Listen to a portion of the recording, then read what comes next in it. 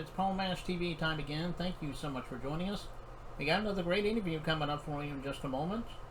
But don't forget about the subscribe button and bells below you there. Just click those, and anytime a new episode comes your way, you'll be notified. And leave a comment on the comment section if you like. We'd love to hear from you there. And go to facebook.com/Paul Mash TV and check out our official Facebook page. And you can follow us there and inbox us and comment on things you see there. But we also have email. Just type in Paul Mash TV, all one word, at gmail.com. And if you're a band or a solo artist who want to be on the show, send us an email and we'll get back to you. But we love fan mail as well, so if you're just simply a fan, just send us a letter and we'll get back to you. And all this will be recapped at the closing credits at the end of the show, so stay tuned for that. From Fernandina Beach, Florida, we have Robert Vasile. Very awesome artist, I think you're going to agree. And we're going to get to that in just a second, but as always, we're going to quick word here from Galtar, the guitar made specifically for a woman. So don't go away, we'll be right back right after this.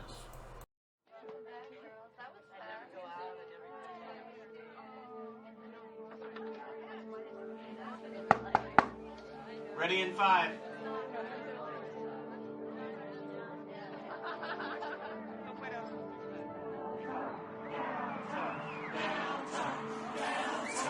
Darling, when nothing else seems to match up.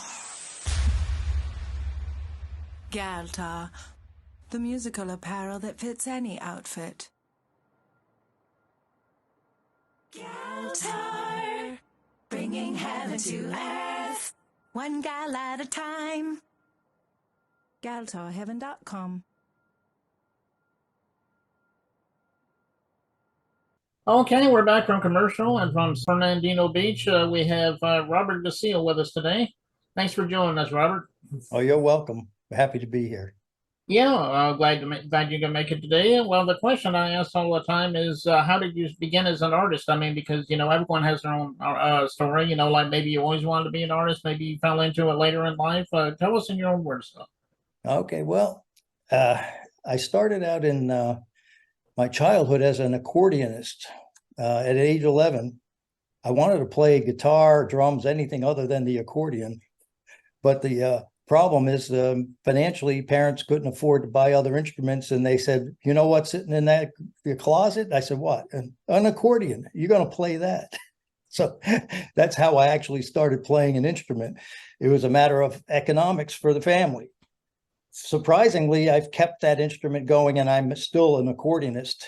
So I did get formal education with it, but even before I went to college, I was self-trained with guitar, bass, playing Farfisa organs in the 60s, garage bands. It was pretty natural to just get together with friends. It was before the age of computers, before we even had FM radio. So, I did play, a lot of rock and roll, and my aspirations as a kid in the 60s was what? To be a rock and roll star like everybody else. But I did go a formal route and did have some missteps in my college years. And I did study as an accordionist at University of St. Thomas in Houston. And I got a gig playing as a strolling accordionist in a French cafe. So my first paid gig professionally was a long-haired guy walking around, passed off as a Frenchman, playing French cafe music. But creatively, as far as writing goes, I always felt a connection between lyric and sound and the music, and the bond there. And I always had an affective side of me that felt emotion or felt something that music conveyed. So I always tried writing music. So the song that I wrote called The Unfinished Road was actually started in 1974. It was a love song to the girl I was dating, and is now my wife of 48 years. So creatively and songwriting, I think that's where my strength was, is that I decided that the music is secondary to the lyric and the intention that I wanted to express, and human love and that aspect. Took a turn in the 70s also, because I came to a place where I had a conversion experience. So as a believing Christian, I started finding that my emphasis was to write songs which talked about not just the love of God, of other people, but the love of God for me that I found.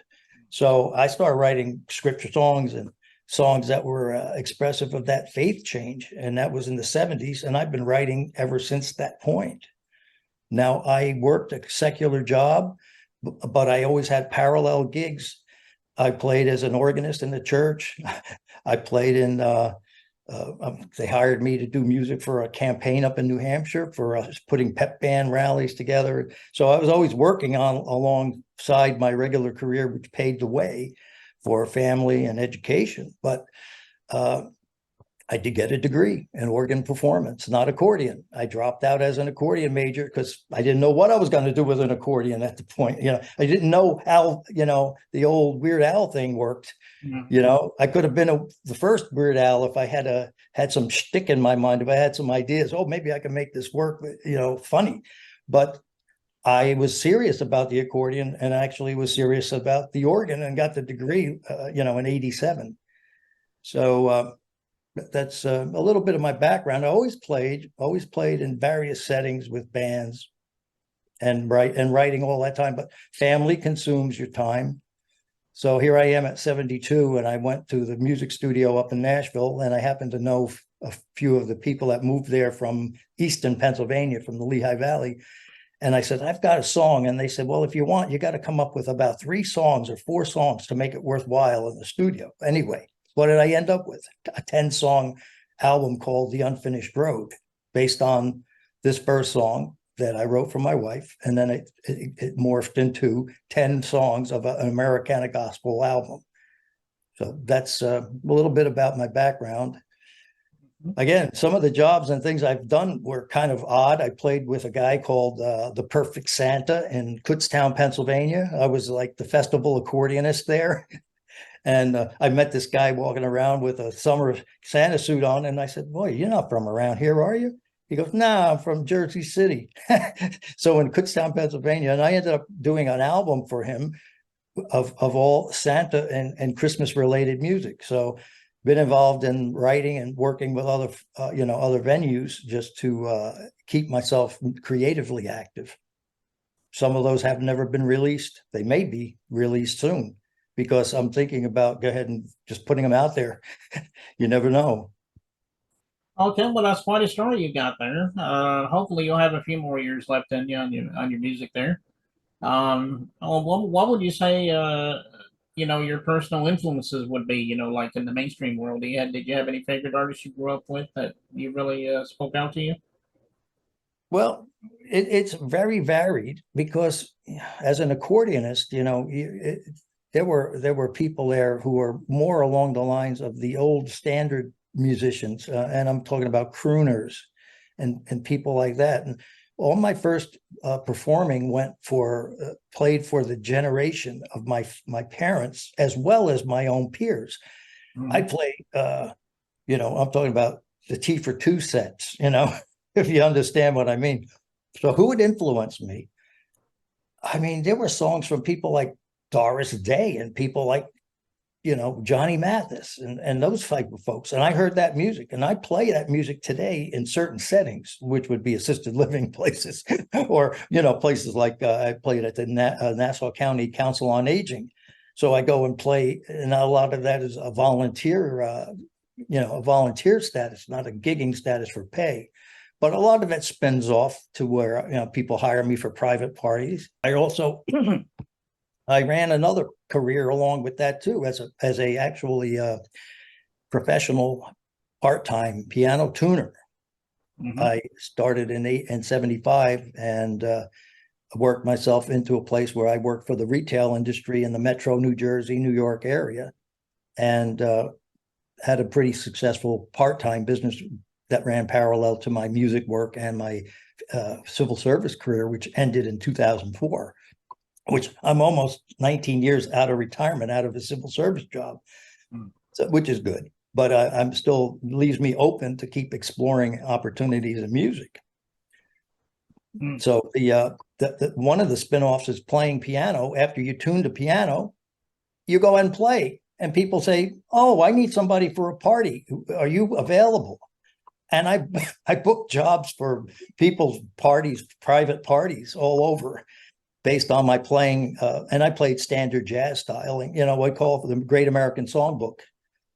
So influences, yeah, the influences were varied. And as far as rock and roll went, yeah, of course, I grew up with bubblegum music, and I grew up with going into into acid rock. And I've got a book sitting here, which is one of the original Hair from 1967, from Hair from the musical, and I believe me, I had hair down to my where when I was about 22 years old. So I had that whole, but that was an unstable environment to raise family and to be for me be a participant in society. So yeah, people run that lifestyle. For me, it was a little difficult to run that lifestyle. And I knew a lot of guys who had trouble with their lives, and married 3 times and problems. And I said, yeah, it's kind of rough when you're out there gigging at 3 a.m. So I'm moving off on a tangent here, but the influences were varied. I mean, I listened to the Beatles when they first came out. I Want to Hold Your Hand, and the breakout stuff from them, and the Rolling Stones. I tied in green grass. I took the record and I sat down with a record player and dropped my needle on it and listened to it one side and learned to play that on guitar. So I was basically mimicking by learning orally, but I could also read music. So the benefit was I could orally learn something, but I could also pen it. I could write it. I use Finale writing music program. I do a lot of that. So what can I say? I'll look at my board here and my little paper and see what else that I'm. Let's see. That's it. I think I covered quite a lot of that. Influences were all over the place, though. There weren't just one area. Yeah, those were good bands. Obviously, the Beatles and the Rolling Stones are obviously legendary, and I used to like Johnny Mathis, like you mentioned. He was pretty good, and people might want to download your music or buy your music. I don't know if you got physical copies or not, but tell everybody where they can do that, and if they want to follow you on social media, tell us them as well. Yep, I'm on. I have uploaded through, I guess, the TuneCore company to all the major streaming sites. And so my name is, as an artist, is Robert M. Vasile. I have a Facebook page as Vasile Music. My last name, Vasile Music. You can listen on Spotify or any of the major streaming sites. The website's in construction. It's actually existed for a while, and then it's being rebuilt. So I can't offer that right now. But you want to listen, you can listen on all the streaming sites. And you could look at Vasile Music, and you can kind of link up with that, anything that's being posted. I just posted the official video that was done on the song that I wrote for my wife, The Unfinished Road. So that went up there today. It was uploaded. So all right, that's where it's at right now. It should expand as far as where I'll be. The availability should expand as we're doing these interviews, and also finding more links in social media. okay. Well, everybody go to your favorite streaming site and go to Facebook and follow him on there. I know he would love you for all that. Well, thank you. And you just mentioned The Unfinished Road. Is there really a real story about that, or is it just about your late wife? I mean, tell us a little story about that. Yeah, the story behind it is that in 1974, I met my wife in a guitar studio in the town of Wallington, New Jersey, which is East Rutherford. And I was in love with her, and I started writing a song, which I never write a country song, because I was a kid with an accordion strapped to his chest. And all of a sudden I'm sitting picking on a guitar, and I'm picking up this pattern, and I play this pattern. And I said, I've been thinking about you so much these past few days, remembered our first. And so I started writing this song, and I wrote it, and I sang it to her. She liked it, and it went on the back, on the shelf. I wrote out the notes on scratch paper, and then the next thing I said, well, he needs more verses. So we got married at 75, had some kids by 79. I think I added 2 verses. By 80, I think by 87, I had 3 verses. And I was hoping to get it recorded when I moved to Nazareth, Pennsylvania, and never got it done. life gets in the way. And actually, it was a good thing. The music never changed. The music was structured in 74. The lyrics were revised multiple times. Actually, right to the day I walked in Fatback Studio in Nashville and sang it for the final time, I revised it one more time.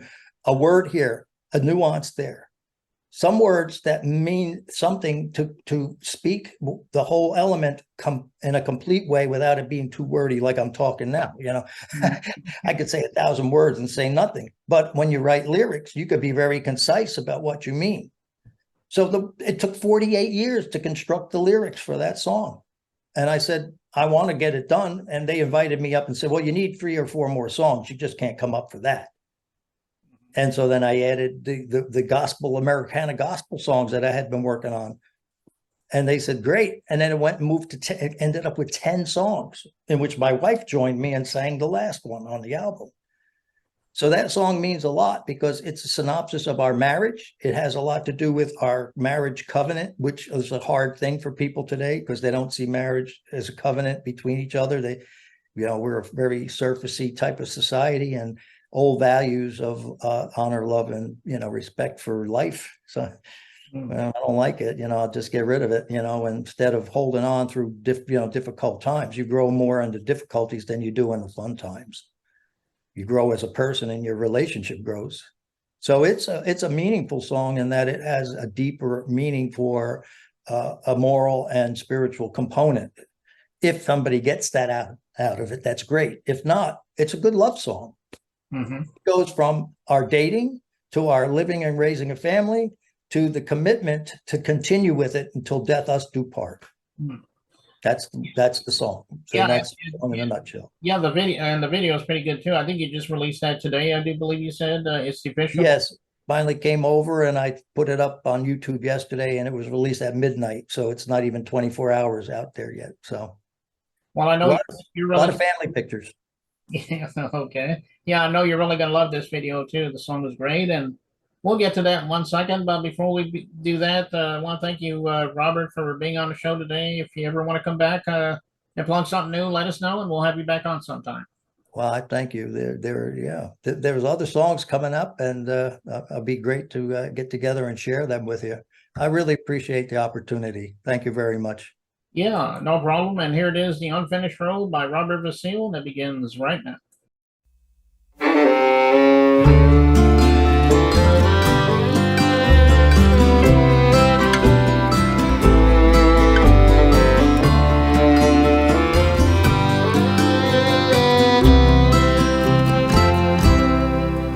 I've been thinking about you so much these past few days. Remembered our first touch and all the love songs we would play. How you made me feel completely healed, how you changed my life. When I realized loneliness had died and I was so in love with you. And I'll always be thankful for the gift that you are to me. All the years that we've traveled down the unfinished road.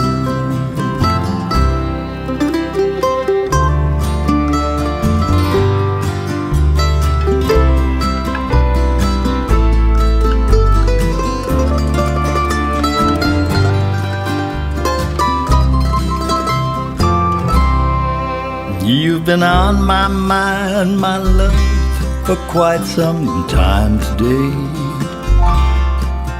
Through the morning hours, I traveled down the road called yesterday. And as the sun broke through, I saw a view of how the world goes round. And I thank God, though the road has been hard, your loving helps me settle down. And I'll try to be gentle, even when this road wearies me. And I'll die to give you all the care you need.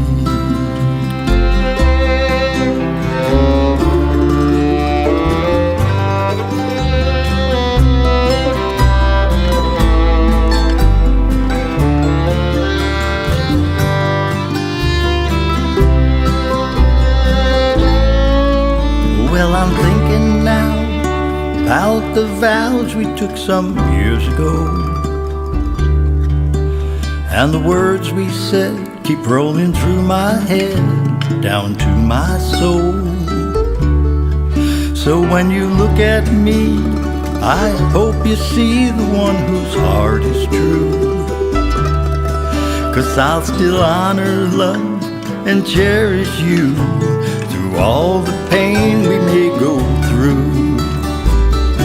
And I'll always be thankful for the love that you've given me through the changing of seasons on the unfinished road. And I'll always be thankful for the gift that God gave to me, all the years that we've traveled down the unfinished road.